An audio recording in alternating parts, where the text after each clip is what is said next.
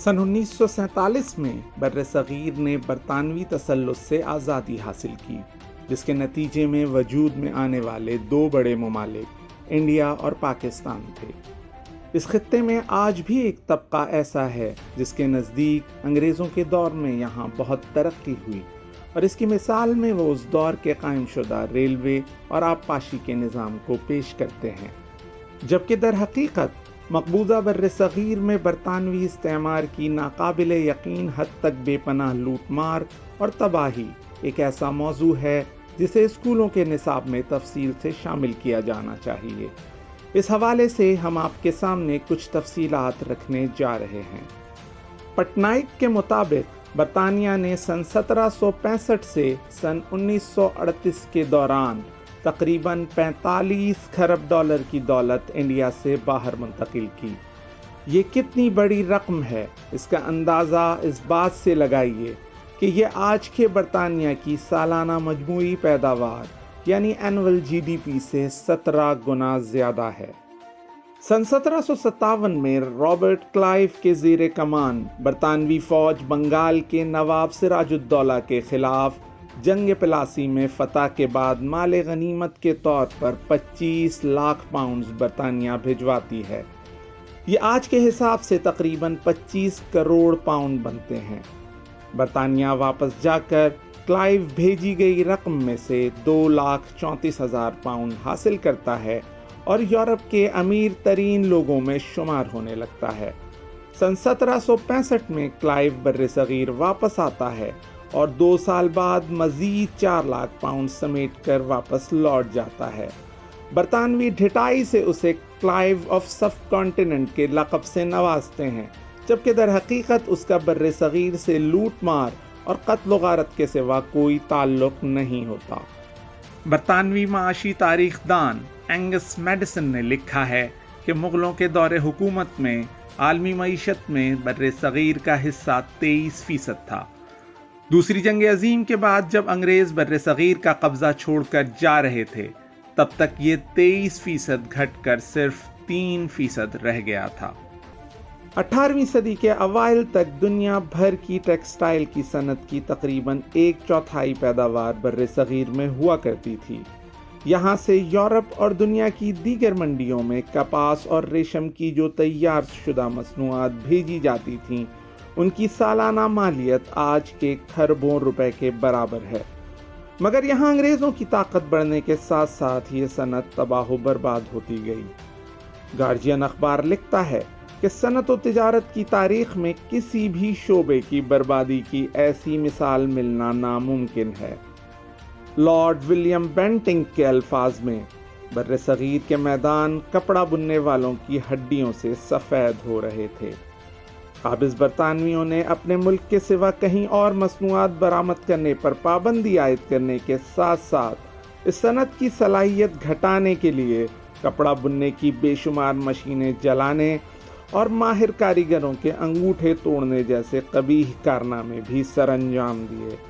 ان مظالم کے نتیجے میں لاکھوں لوگ بے روزگار ہوئے اور بھرے پورے صنعتی شہر خالی ہوتے گئے۔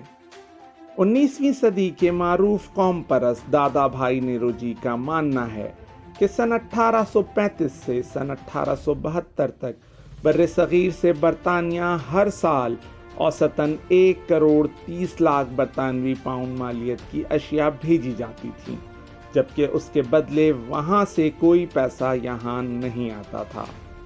رام سے میکڈونل کا اندازہ ہے کہ سن 1930 کے آس پاس 7,500 انگریز بر صغیر سے سالانہ 2 کروڑ پاؤنڈ پینشن کے طور پر وصول کرتے تھے۔ سن 1901 میں برطانیہ کے وزیر خارجہ برائے بر صغیر کو جو تنخواہ دی جاتی تھی وہ مقبوضہ بر صغیر کے 90,000 لوگوں کی سالانہ آمدنی کے برابر تھی۔ یہ رقم بھی بر صغیر سے حاصل کیے گئے ٹیکسز سے ہی ادا کی جاتی تھی۔ برطانیہ بر صغیر کو لوٹ کر کھاتا رہا اور یہاں پے در پے قحط میں لاکھوں کروڑوں لوگ مرتے رہے۔ صرف سن 1943 میں قحط بنگال میں بھوک کے ہاتھوں مرنے والوں کی تعداد 40 لاکھ تھی۔ سنگ دل برطانوی وزیر اعظم چرچل کا اس پر تبصرہ تھا کہ یہ لوگوں کی اپنی غلطی تھی، انہیں خرگوشوں کی طرح افزائش نسل نہیں کرنی چاہیے تھی۔ برطانوی استعمار کے رویے کے سبب پڑنے والے قحط کے مجموعی اثرات ہولوکاسٹ سے کم نہیں تھے۔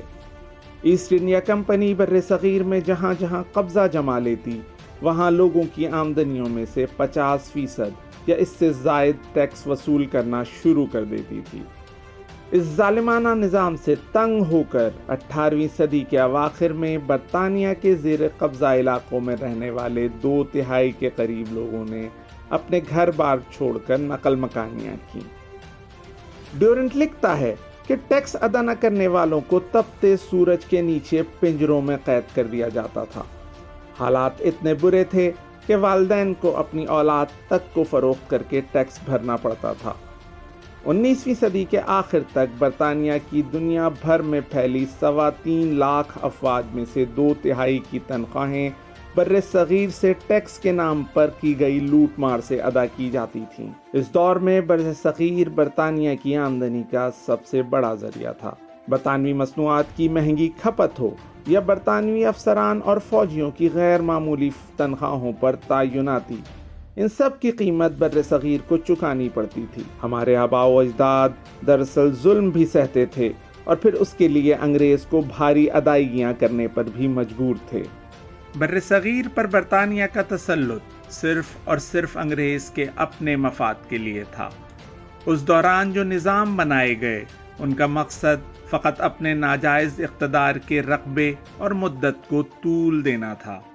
لہٰذا ایک احساس کمتری کے مارے طبقے کی جانب سے یہ پرچار کہ انگریز بر صغیر میں کسی بھی اعتبار سے بہتری لے کر آئے، انتہائی غلط اور تاریخ کو مسخ کرنے کے مترادف ہے۔ اگر آپ کو یہ معلوماتی ویڈیو پسند آئی تو لائک اور سبسکرائب کرنا مت بھولیں، اور نئی ویڈیوز کی نوٹیفیکیشنز حاصل کرنے کے لیے بیل آئیکن پر کلک کیجیے۔